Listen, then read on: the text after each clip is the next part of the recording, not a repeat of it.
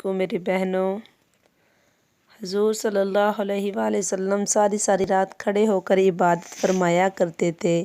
اسی طرح آپ کے پاؤں پر ورم آ جاتا ہے۔ ایک روز حضرت عائشہ رضی اللہ تعالیٰ عنہا نے عرض کیا، یا رسول اللہ صلی اللہ علیہ وسلم، آپ ساری رات کھڑے ہو کر کیوں نماز پڑھتے ہیں؟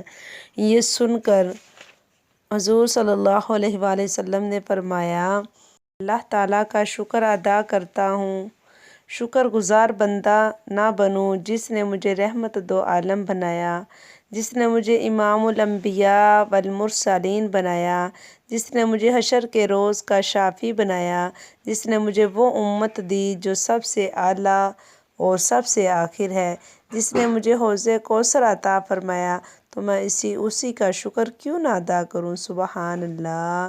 اس ویڈیو کو لائک کریں اور زیادہ سے زیادہ شیئر کریں اور سبسکرائب کرنا نہ بھولیں۔